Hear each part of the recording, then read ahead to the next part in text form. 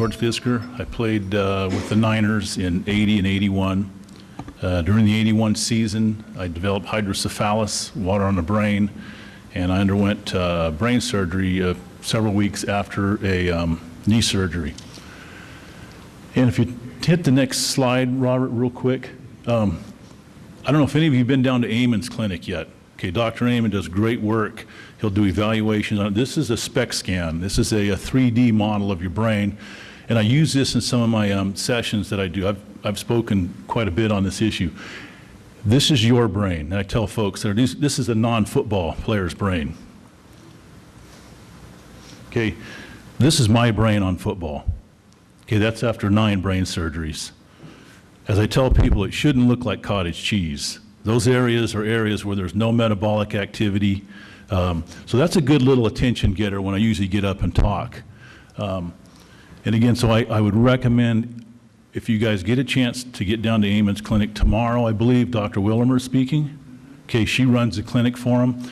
I just returned on, I went down there in February for my 5th exam. And I'm a lucky one.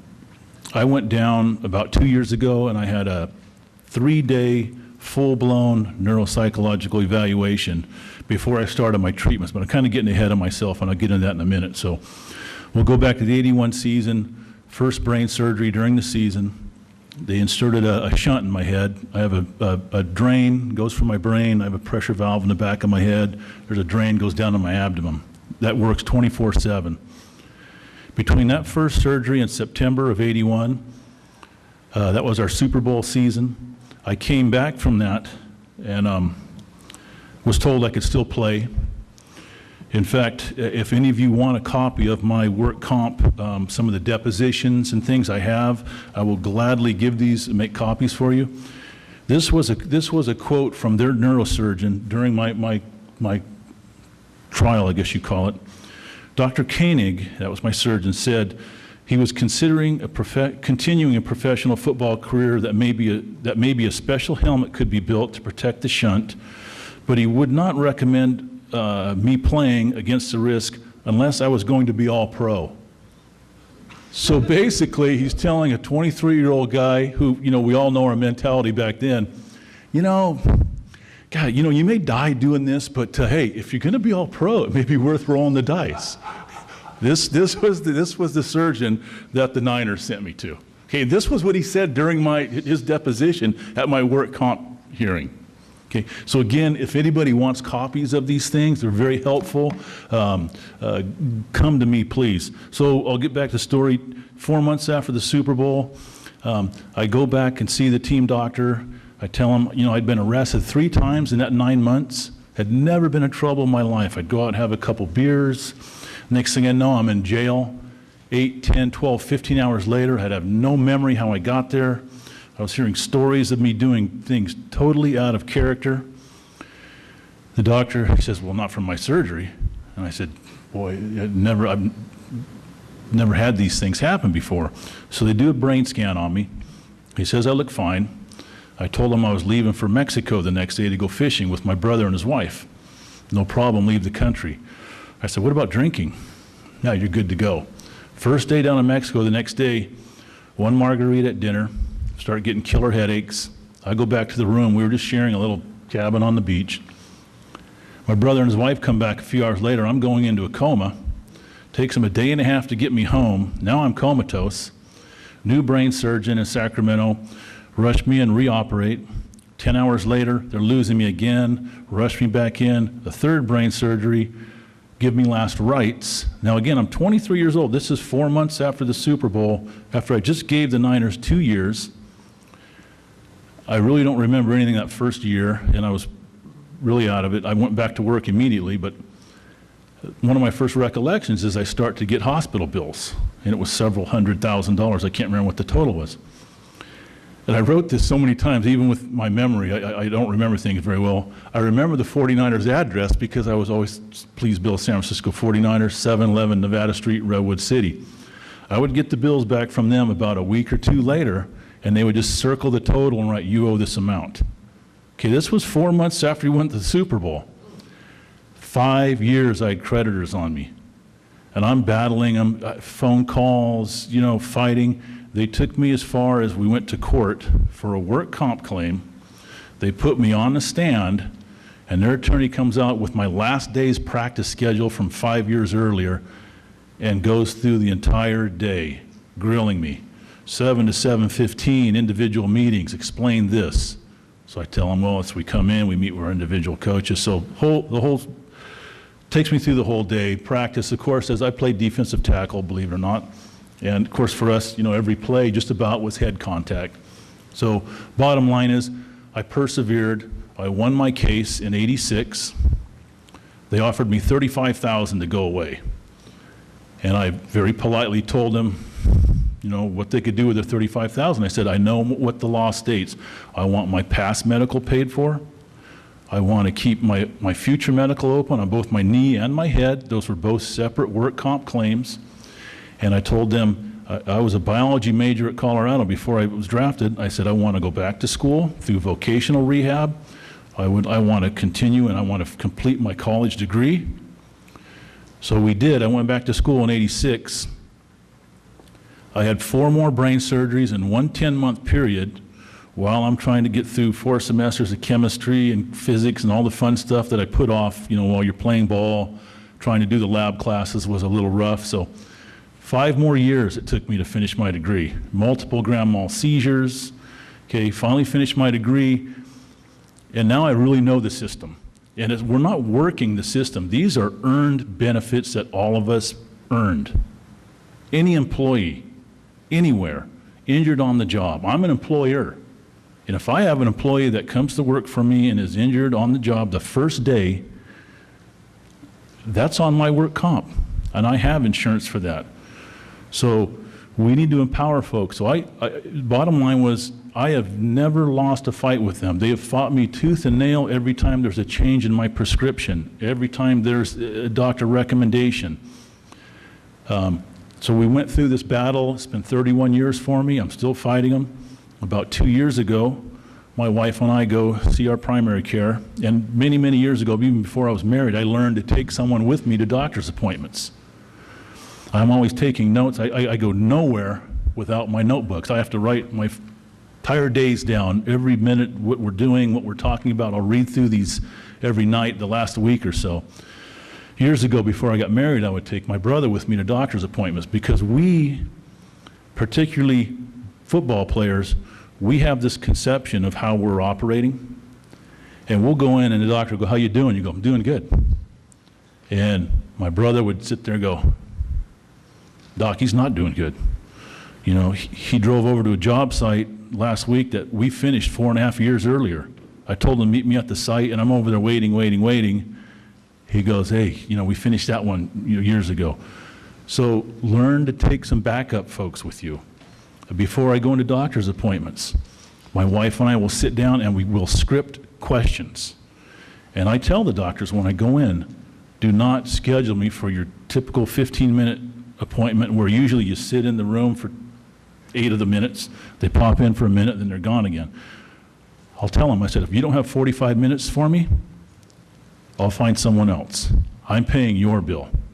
So we go in with a very well-planned, scripted game plan for doctors. I have very, very detailed questions that I want answered. Everything from the meds they're recommending, or maybe there's an additional treatment out there that they're not telling you about. So bottom line is, I've been through the system for years. After going to Amon's clinic and being evaluated with these SPECT scans, they started me on a hyperbaric oxygen treatment. And I started on mega doses of omega-3 fish oils, very simple treatments.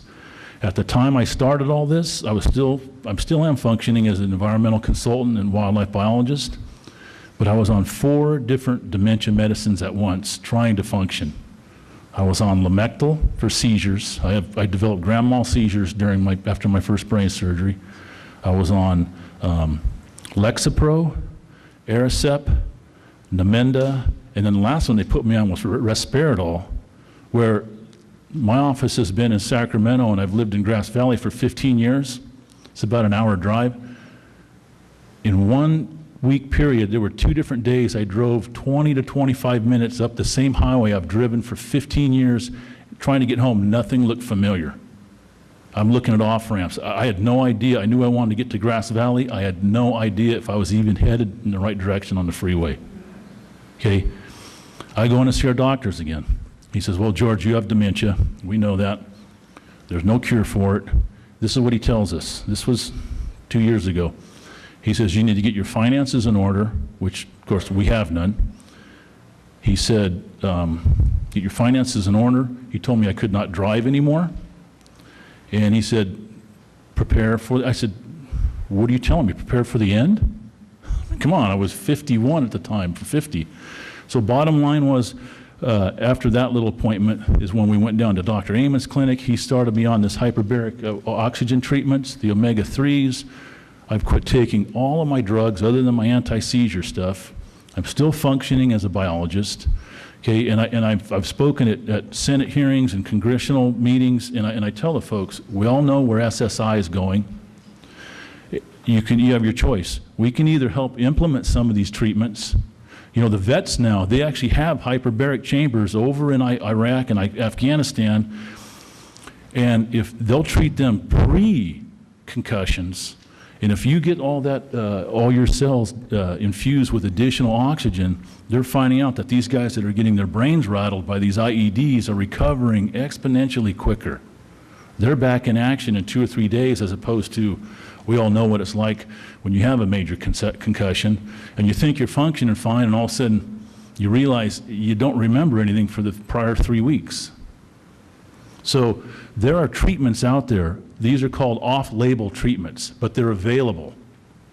And one of the things that I'm becoming very, very active in now with Dr. Duncan too, he's the president of the International Hyperbaric Association, is we're trying to get this, make this treatment available to more and more folks. I have presented this to Dr. Ellenbogen at the NFL, their head, neck, and spine injury. Man, we're trying to get chambers in the locker rooms for guys. You get a concussion, you get a concussed person in a hyperbaric chamber within 4 hours of a concussion. The vast majority will return to full cognitive functioning within 24 to 48 hours. Okay, I've crunched numbers for the NFL owners. Average salary now is $1 million a year. Okay, you have a guy out for 4 weeks, that's 4/16 of $1 million. They could pay for a chamber. If they're back in 2 days, okay, so we're really pushing to get these chambers available, and I'm also pushing the NFL, here's an opportunity for you to make some brownie points because your butt's in a ringer right now on what you've done to us. So put these chambers in the locker room and open them up to some of the vets in the areas. And that way you can take credit for helping to ameliorate some of these injuries that we all have sustained through they're all industry-caused injuries. But yet the onus is on us and our families to take care of it. So I'm working on all aspects that I possibly can on the legislative, with the NFL. We're trying to get the word out to as many guys as possible that there is help out there, and to the families too. Our families suffer more than we do. We're used to just having the snot beat out of us, and we just suck it up. Well, our families pay for that. So I know I've kind of gone off track here a little bit. The big thing is that you do, like Ron said, you do have rights. Work comp is a great opportunity. Again, if you're in any industry in the country and you're injured and you can no longer function in that capacity, you are obliged to vocational rehab, at least in California. I don't know if other states are. But they are obliged by law to retrain you in a field of work where you make a comparable amount of money. And when I was playing, professional sports were classified as top wages. So, but all I asked for was I wanted to finish my degree, and I told them I'd take care of myself. So here it is 31 years later. I bill them for every prescription. My hyperbaric, I just got another prescription for 40 more treatments. Well, these are, $200 a pop. Okay, I finished 145 treatments. I'm going in for another 40. Billing them. these are things that we've earned, though. We paid the price for this. These aren't handouts. Everything I do now, I bill work comp, and they'll fight me, and I've never lost, because this is the law. This is the law. So they finally, just last month, they came to me, they wanted to sit down and do a settlement. So what they offered me was they were going to put $30,000 in a non-wasting endowment account, which they would put $6,700 a year into it. So that's kind of like a little insurance policy, okay, a very small one. Then they offered me $75,000 cash, and they offered me $1,076 a month for 15 years, payable to my family if I didn't last that long. Okay? Some people, that may sound pretty good. If any of you have spent any time in the hospital, like Dave talks about $600,000 out-of-pocket expenses. For me, I'm crunching numbers right now on what they've spent on me over the last 31 years. You know, it's into the millions. So, you know, what they offered me was probably a week, maybe not even that, wouldn't even been a week in intensive care after brain surgery. And I will have more surgeries. This shunt goes out, you never know. I've had them go out in 10 hours. This one, as my wife tells me, I'm living on borrowed time. This one has lasted by far the longest, and I want to say it's been about 16 years. But I also had 3 in that first 9 months. I had 4 in a 10-month period. So it's, you never know. What they offered me, like I said, would have maybe covered a day or two in the hospital with what I go through. So bottom line is, guys, and for your families, empower yourselves. Find out what our rights are, what any injured employee's rights are, and you don't have to have been diagnosed with a concussion. Studies prove now subconcussive hits, multiple subconcussive hits over the years cause the same damage as having a concussion. And most of us never realized when we had a concussion.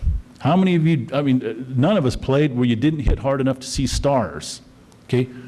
Believe it or not, when you saw stars, that's your brain concussing against your skull. That's what a concussion is. Now, if we weren't seeing stars every day, we weren't playing hard. So most of us in here probably had thousands of concussions, varying levels of concussions, but concussions nonetheless. So again, you don't have to ever have been diagnosed to have brain injuries. Empower yourselves, find out what's available. Guys like Ron and these guys, Brian, thank God they're here to help answer some of your questions. I'm an expert in the sense that I've been in the trenches fighting this for 31 years. And so, and I've learned a lot over the years. I've also forgotten a lot because I don't remember things very well. But I've got them all in my notebooks too, so I can dig stuff out. I have 28 years of these things every day of my life. And so anyway, I'm not probably going around in circles here, but if anyone wants copies of some of my settlements, please, we'll make copies for you today. And I think I covered about everything I wanted to touch on. Any questions real quick? What about the deal they're doing now? I'll tell you what, let's get a microphone so we can all hear real well. Can you use the microphone on? Yes, the microphone. Yes, hi, Gary Padgett from Indianapolis. I'm the vice president of Indianapolis, the Indianapolis Alumni Association out there. And one thing that's been coming up is the deal with the Boston College, you know, where they're doing the studies. Right. What's your opinion about that? And as far as a baseline, I've actually been accepted to go do that. They offered to fly me out there and to do all that. What's your opinion about all that? They do great work. Dr. Ann McKee. Here's one of the things that I have going on. I've been very vocal. Once I found Dave's blog, it's been a blessing for me. Like I said, 2 years ago or 3 years ago when I first discovered it, I started writing, and the day they hired Dr. Ellenbogen, when they got rid of Dr. No, I fired off a letter to him and just ripped him. I said, you better not be another paid whore like these other guys. I said, or you're going to burn in hell like what they've done to some of these families. So bottom line is Dr. Ellenbogen and I have been coordinating very closely. He asked me for recommendations before when he first came on board. So one of the things I recommended to him was every single player coming into the league has a baseline microcognitive test, okay, has a SPECT scan, so they have a baseline data. You're coming in and they know where you're at. And if you're concussed, you don't return to play till, and I just picked an arbitrary number, but let's say you don't play till you're back to 90% of where you were, whatever it is, so, some number. But so getting the data, so those at Boston University, they've done great work, but a lot of their work was on deceased players' brains, unfortunately. You know, working with the tau protein buildups and all that. Dave Dewerson, you know, he shot himself in the chest intentionally. In his note stated, "Donate my brain to the brain bank," and he had tau protein buildup, CTE, like probably a lot of us do.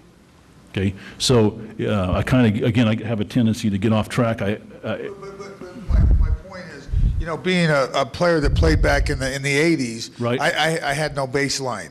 So right. now that I'm going out there or commit to going out there of free will to go out there and to do this study, do you see any disadvantage of doing those studies because of, you know, they turn it into a baseline? For me, because I don't have a baseline. Right, but either did I. I played in 80 and 81. So my first microcog and my first SPECT scans were just 2 years ago when I first started all this, Dr. Duncan. But what they can do, they can track you. You can go in every year now and see whether or not you're declining at a much rapid rate than the normal population. Yeah, you'll also be pleased to know that when they do these baselines, there are ways they can tell what your IQ used to be. They're part of the diagnostic, okay? Plus, when they do the microcog, they also have the population baseline. This is what the normals look like. They can look back at your SAT scores. They can look back at your ASVAB scores if you were in the Army and took an ASVAB. And they can tell what you were then. Okay, so there's a lot of baseline measures that they pick up, but you have to do one of these formal diagnoses in order to get that kind of information. Okay? So you would recommend doing Absolutely. One of the things neurology is really, really good at is measuring where you are. This is the real specialty of neurology, is not fixing people, but where you are. And that's one of the good things about Dr. Amen and his focus on making you better, because he's a psychiatrist. Would that have any effect on being part of this lawsuit, these concussion lawsuits?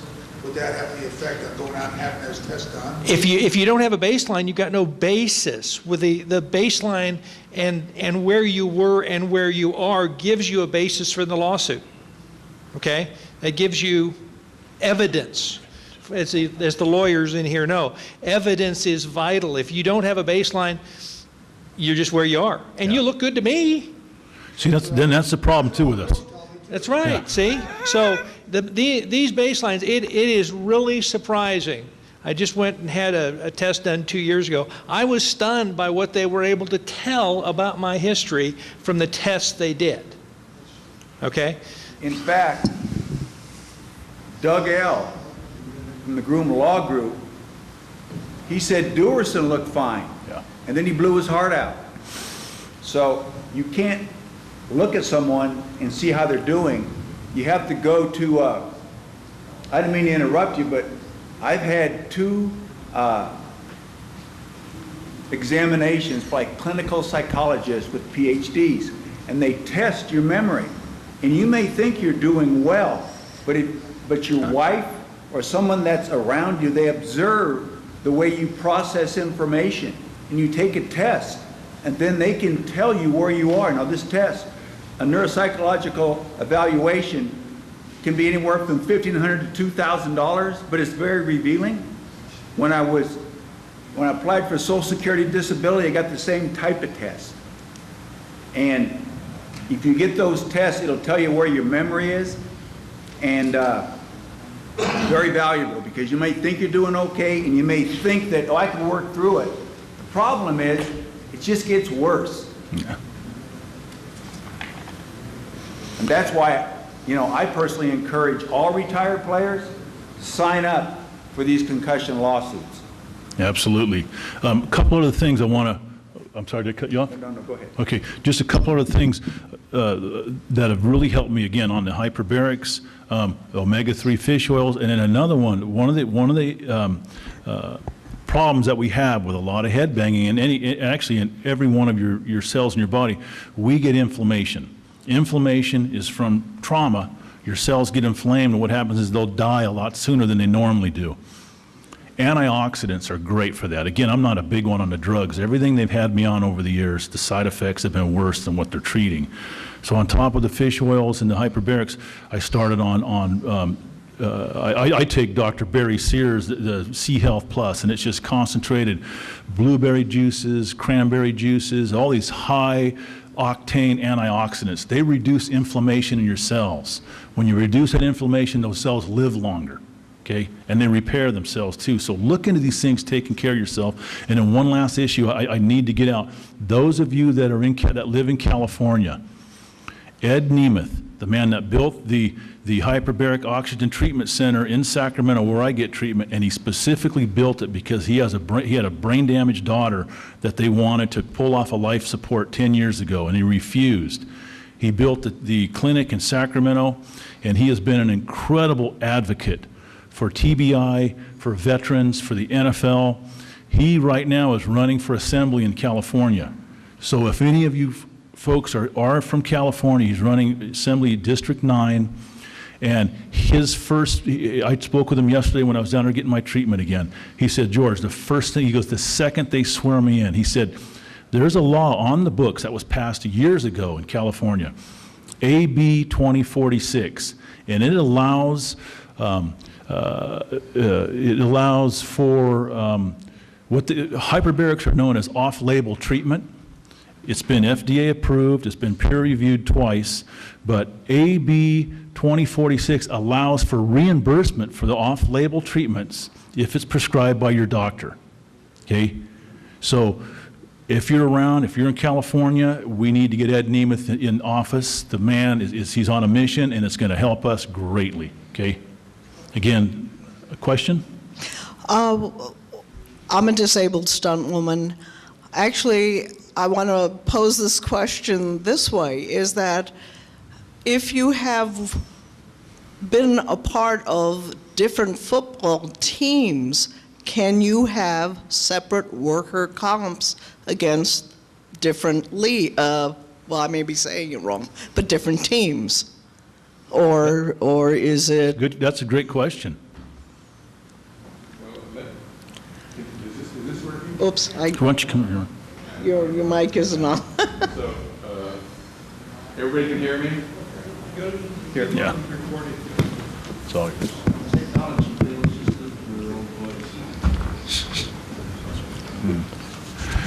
I can only speak with expertise about California law, but I'm sure in those few states besides California that allow cumulative trauma claims, the answer is generally no as to cumulative trauma claims. In California, the only team or teams that are liable for 100% of every problem the worker has as a result of cumulative trauma is the last employer during the last 365 days. So let's just pretend, for purposes of illustration, that the employment ended the last time they were exposed to injurious exposure, meaning contact. Let's just keep it football players for the second, but the law is applicable to anybody. Let's say it's January 1, 2005. We go back 365 days. Whoever employed him during that period, it may have been more than one team, sometimes it's as many as 3, they are really liable for whatever percentage of time they employed him during that 365 days. Now, that's for cumulative trauma. The person can have a cumulative trauma claim. In addition, the person can have claims for specific injuries. If an injury, let's just pretend we're talking about if it's determined that 75% of the current problems with that right knee were the result of cumulative trauma, then he would have a claim against the employers during his last year of injurious exposure problem with the knee. If 25% specific injury, then he could have a played for Indianapolis to be liable, or his contract in California, so he's considered what's called a California hiree. Did I answer it? I believe so, and this is part of, I'll say, my brain injury. Let me repeat it back to you. So let's say you're on a team A, and you've broken your leg, and everyone knows that you've broken your leg, and through the years, it's deteriorating. And then you start playing for team B, and you have a neck injury. I mean, very specific injuries with two different teams. So again, you're saying that you could have two worker comps, or you're saying due to a statute? You could have two worker comp claims. You could have three. You could have one claim for a specific injury to the neck, one claim for a specific injury to the knee, and a cumulative trauma claim for the rest of your body, including the neurological aspect. But it's not just the neurological aspect. The thing about professional football, and again, a reason why the league is trying so hard to kill this process that allows people to file claims in California, is that there's other aspects. Just about every athlete who has sufficient pain because of the problems generally loses sleep at night. And loss of sleep and continuous pain cause depression. And so we also bring a psychiatric claim for depression. So those multiple claims, the answer is multiple claims can exist. Multiple claims cannot exist. Can. Oh, can. They can exist. Can exist. They can exist. I guess. But what I want to stress to you is that specifically in California, because you were saying like lucky for some people. it's 1 year. 20? No, 1 year. 1 year. It's 1 year, but the employers are required to give written notice to the injured worker that he has a right, he or she has a right. If they fail to give that notice, also not aware of his or her rights, then the statute's suspended until the worker finds out. In theory, it's infinity. The worker hasn't found out. And while I'm up here, I just sincerely want to thank her for allowing me to be here. Like the football players, we've hit the ground, and nowhere in our life ever think we'd be in the situation that we're in now. And again, thank you very much, Dave, for allowing me to be here. You're welcome. Thank you for coming. Bob, did you have a question, or? Let me answer her question, though, real quickly. Real quick, in addressing your, this was from my settlement. This was from the judge. It said, my whole battle with the Niners, they were trying to say me developing hydrocephalus, it was congenital. It was a birth defect I always had. The judge's statement: the evidence does not warrant the application of apportionment. Unquestionably, there was a pre-existing condition. However, the case is the effect that the employer takes the not be an apportionment on the basis of pathology alone. Clearly, there was no pre-existing disability. Ansel sets forth an apportionment. He explains medical or pathological terms rather than legal to employee as he finds him. So if you go from one team to another, the first day you're there, you have to go through a physical. So let's say you're dinged up with the Dolphins, Detroit. You go through your physical. If they pass you through a physical, their injury that pops up, that maybe you hit your back earlier in the year, but suddenly out, if they pass you through, unless I'm wrong. Well, the law did change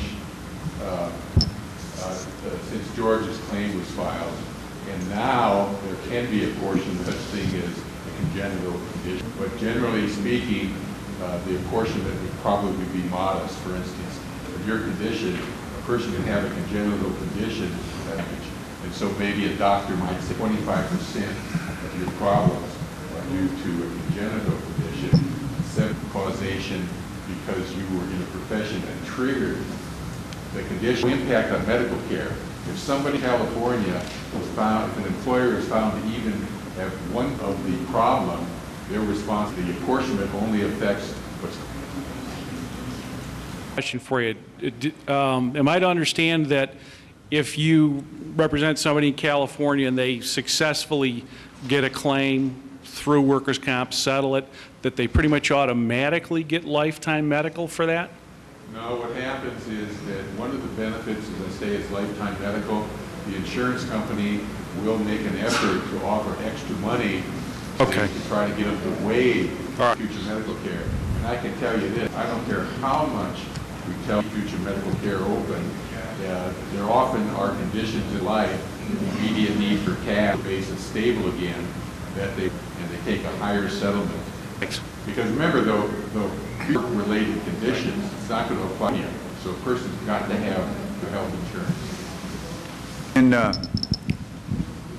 we'll take the gentleman at the mic, and then Bob, and then the one gentleman back. We'll get those questions. Several years ago, in case with the Pittsburgh, I did get a modest settlement to care for my future medical. So I have Force Medicine Company in Dallas, but they're supposed to recommend me to other doctors that I need. Trauma, I do, which was acknowledged. And is, through this sports medicine clinic that I go through, is it possible for me to go into the hyperbaric chamber treatment through this organization? Is that possible? Let Mr. Duncan handle that. We will help anyone get treatment, okay? The other processes as we go along. The charity helps people. I wanted to add, by the way, fat, okay? So keep in mind that these fats he's talking about are essential in helping the brain repair itself. We don't get enough of the right kind of fats in our diet. But the answer to your question is yes, we will help, and we'll help you. And you can turn around and the people that are I come to you. right, and we'll help you find treatment, and we'll work to get referral from your doctor appropriately. So yes. And you see, what's so sad about this is our union should be doing this for us. The NFL, I mean, it's their job. In corporate America, that's the way it works. But we're conditioned to think that all this stuff is charity, and that's what they forced us to go to. And that's the issue. We have rights and demand our benefits. We don't want any damn charity. We want what you owe us.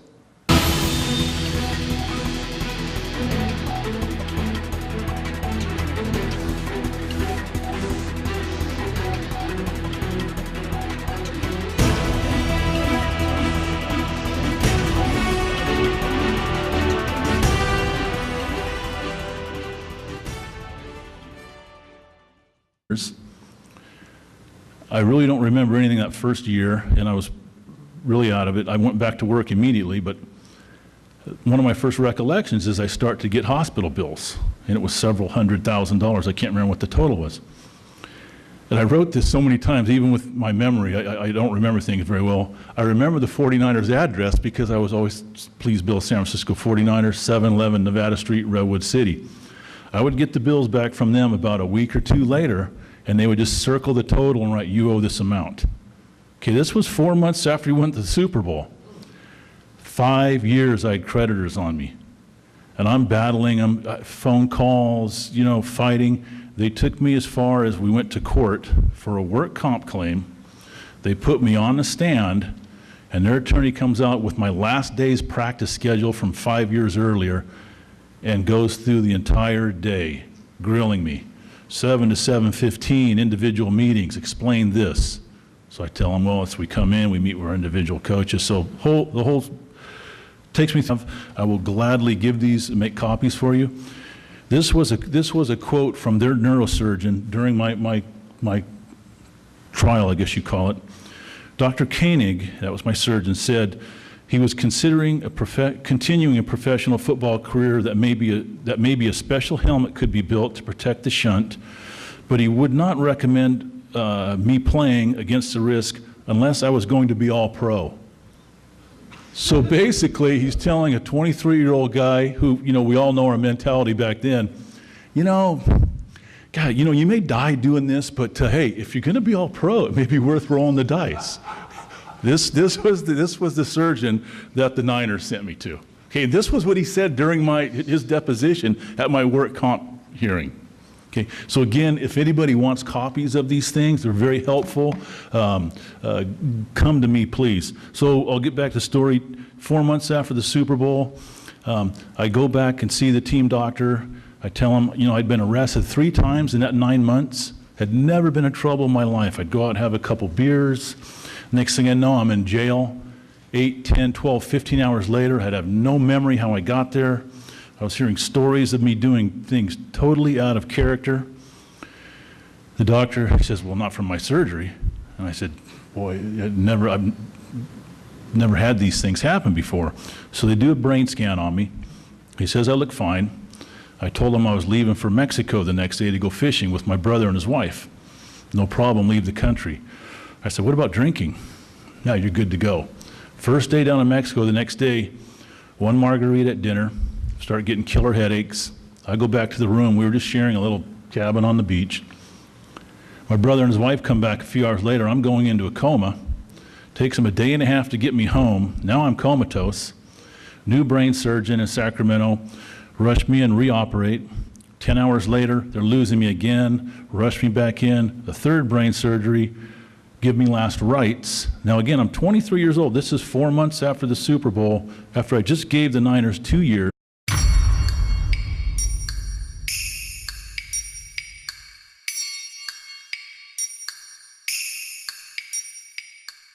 George Fisker. I played with the Niners in 80 and 81.